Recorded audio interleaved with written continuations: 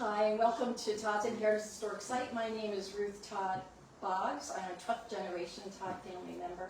We're so happy to have you all here today, as well as on cyberspace. I have the pleasure of introducing this young man. I'm going to use a cheat sheet, Peter Morrill. He's the Cultural Resources and Curatorship Manager of Land Acquisition and Planning with the Maryland Department of Natural Resources. Right?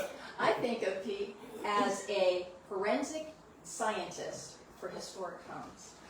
And when he came last time and gave his presentation, I was just amazed and also a little worried because some of our family lore of what part of this house was built when and the stories of it didn't quite match up with the real thing. So this is a real treat to have him here.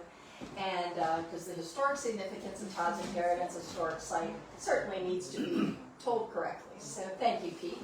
Leave it over to you. Thanks. Sure. So we'll go through a little quick construction chronology here, and most of the time, though, we're going to go and tour around the house.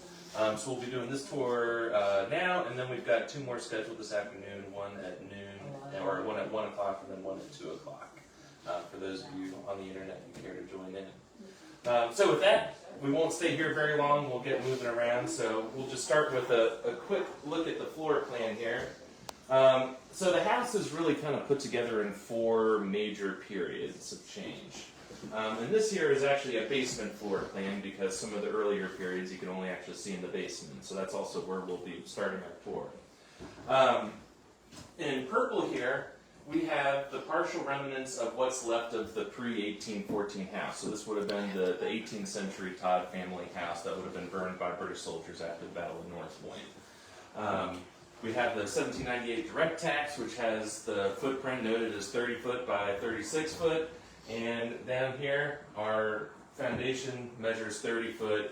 And under the crawl space of the kitchen here, we actually have a small partial return that measures out to just shy of 37 foot. So within a few inches of our 30 foot by 36 foot footprint noted in the 1798 direct tax.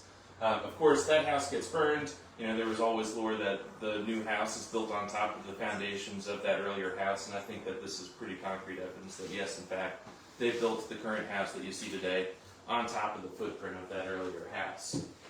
So, the next big piece, there's the portions of our 18th century house.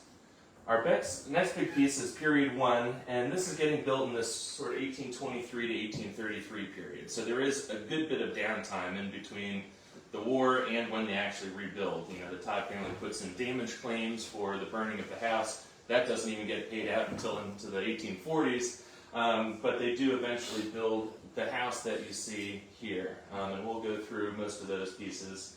It's a pretty standard double pile side hall plan with a kitchen L to the side of it.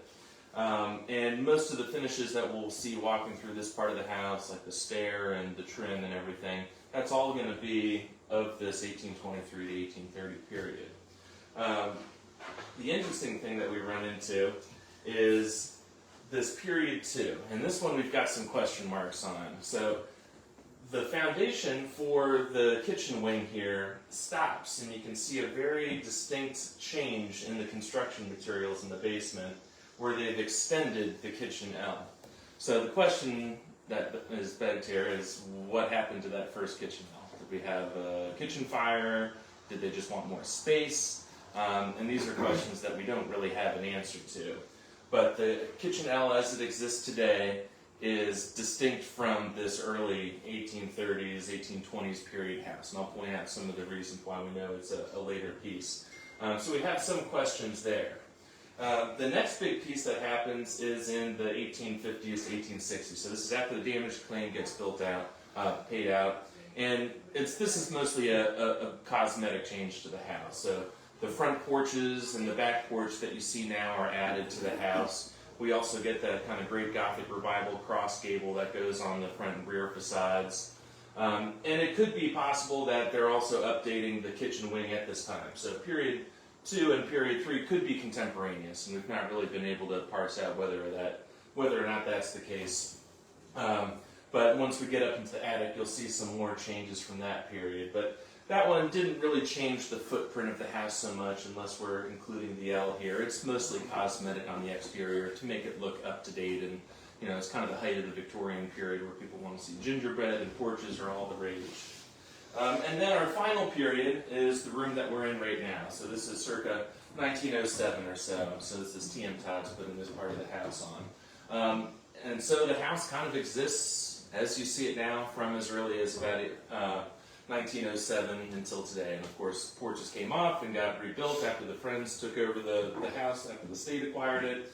So there has been some change afterwards, but the house as it stands now, we've got this 1907. So, any questions on chronology? Those are kind of the broad strokes here. I wanted to save plenty of time to walk around. We can kind of answer questions as we go through the house. But just keep in mind, we've got portions of the 18th century, we got period 1, we've got our period 2, and then our period 3 guessing up, and then of course this addition here. That make sense to everyone? Alright. So I think the best way to do it is let's just start in the basement and we'll work our way up and go through things as we see them. And this is kind of informal, so if you see something, you have a question, feel free to interrupt and ask me the question. So, all right, let's do it. Yeah, be careful.